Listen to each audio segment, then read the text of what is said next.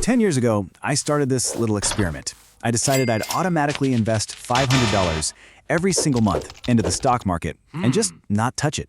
And the results, after a full decade, were genuinely surprising, even to me. So let's break down this 10-year journey, see what really worked, and uncover the lessons that could honestly change your own financial future. When I started this, let me tell you, the skepticism was real. People thought it was completely pointless. I heard it all. You should just enjoy your money now. Don't lock it away for some future that might not happen. And honestly, there were moments, especially right at the beginning, where I really wondered if they were right. But this is what really pushed me to start. I read the statistic that the average American retires with less than $100,000 saved. And for a lot of people, it's way, way less. I just knew, deep down, I didn't want that to be my story. So that one single, shocking number was pretty much the spark for this entire 10-year journey.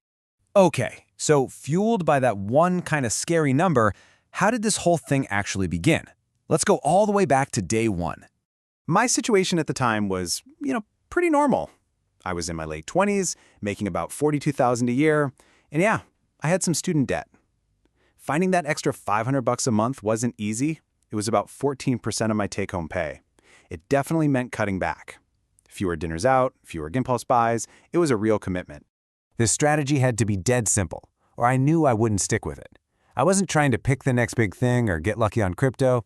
It was just a consistent, automated investment into broad index funds, the kind that track the entire US market. Simple, kind of boring, and as it turns out, incredibly effective. Now, those first few years, they're all about building the habit and just trying to survive the emotional roller coaster. And honestly, this is where most people get tripped up and quit. After the first full year, I had put in a total of $6,000. My gain, a whopping $340. I remember looking at that number and just thinking, is this really worth it? All that saving for this? It felt incredibly, painfully slow. By the end of year 2, things were looking a little better. I'd put in $12,000 and my total gain was up to $1,100. Still not life-changing, right? But my gains had more than tripled from the year before. The habit was becoming automatic. It stopped feeling like a sacrifice and just kind of became part of my monthly budget. Now, year 3 is when I really started to feel it. The market had a great year, and with a bigger chunk of money invested, my total gain jumped to $4,400. This is when it really clicked.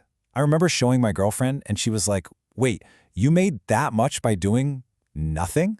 And I was like, "Yeah, that's the whole point."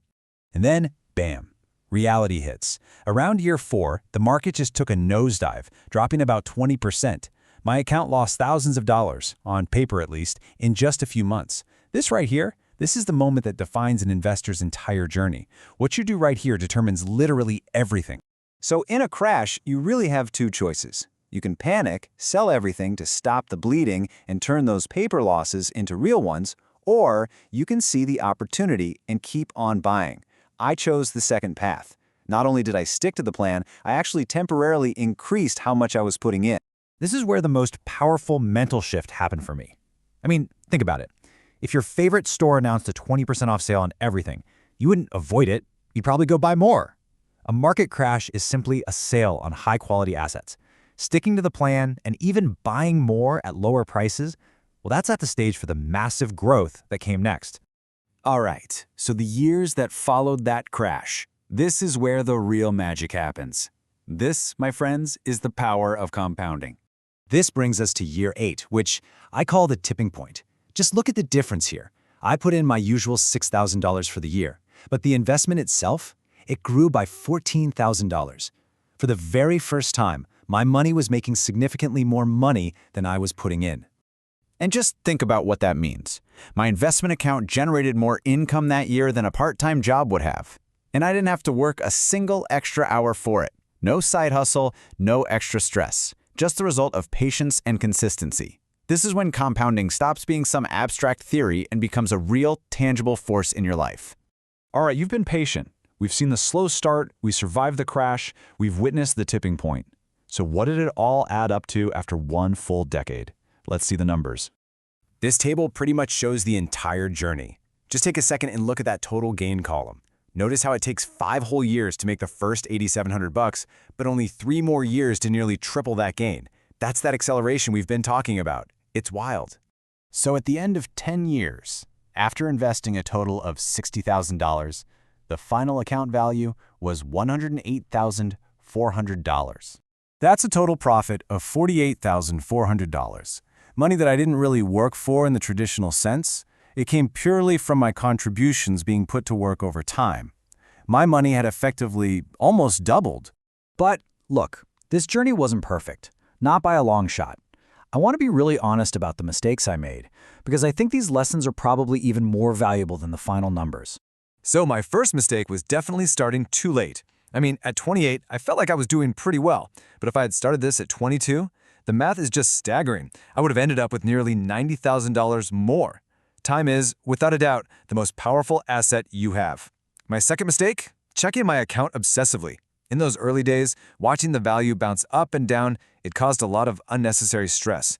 The real key, I learned, is to just ignore the daily value and focus on the number of shares you own, a number that, with this strategy, only ever goes up. And third, I didn't increase my contributions when my salary grew. I just stuck to that same $500 for years. I really should have been investing at least half of every single raise I got. That was just money left on the table. So I guess the big lesson from this whole 10-year experiment is pretty simple. It's not about being some stock-picking genius. It's about consistency, patience, and time. It's really just about starting, which leads me to our final thought for you. If you haven't started yet, what's the one thing that's really holding you back?